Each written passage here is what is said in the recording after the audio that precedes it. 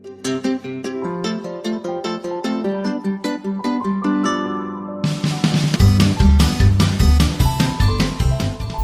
we have a small activity for these particular processes, that is collect some muddy water from the pond in a glass. What we will do, एक pond है, उसमें से आप थोड़ा सा पानी लेंगे, तो obviously that water will not be pure, है ना? Pure नहीं होगा, ना तो वो clear दिखेगा. It won't be a clear water.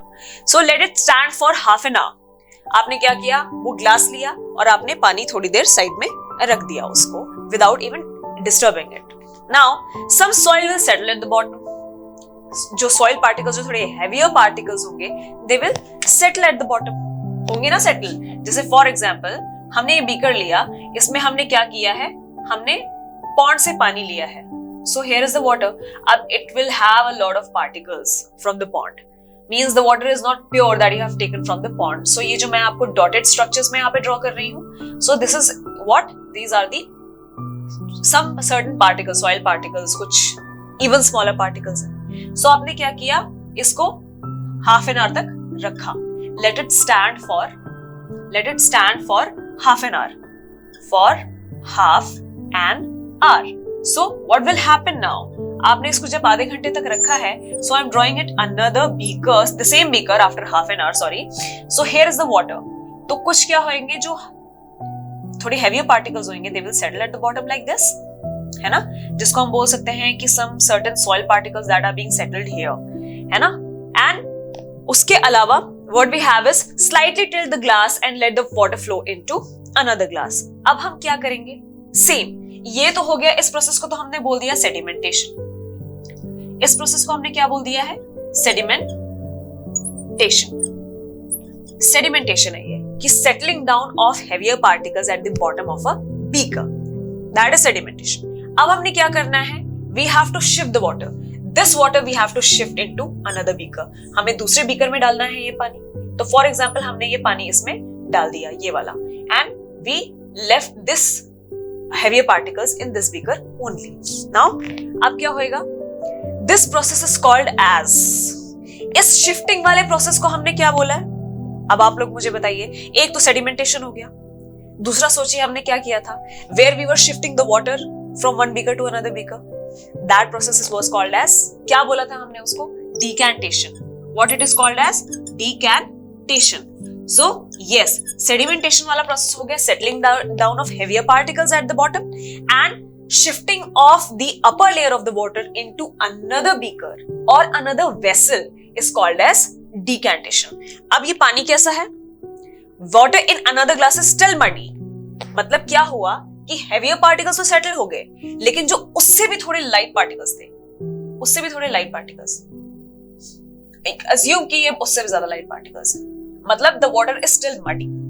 Clear water अभी भी नहीं आया है. डिकैंटेशन से हमने थोड़े हेवियर पार्टिकल्स तो अलग कर दिए हैं, बट जो और थोड़े जो पाउडरी सब्सटेंसेस हैं, the soil which are in the powdered manner, they were not completely settled at the bottom, so they are still in the water and water looks still muddy. Now we are left with the muddy water in the another beaker.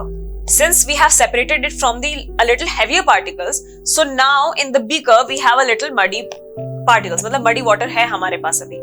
So filter it using a piece of cloth with smaller pores. अभी तो हमने क्या किया है, we just managed to separate the heavier particles. बाकी हमारे पास जो even smaller particles है वो तो present ही है. So what we will use now? We will use a piece of cloth जिसके अंदर थोड़े small pores होंगे, so that जो और छोटे particles present है water में, they also get filtered out. वो separate हो जाए ताकि हमें थोड़ा clear water मिले, पानी थोड़ा हमारा purify हो जाए. So yes, now if water remains still muddy, filter it with even smaller pores. तो क्या हुआ कि अगर हमने piece of cloth से तो filter कर दिया, अगर उसके बाद भी अगर आपको पानी muddy दिख रहा है, muddy मतलब क्या कि उसमें सॉइल के पार्टिकल्स आपको दिख रहे हैं कि they are present in the water, then filter it with even smaller pores object.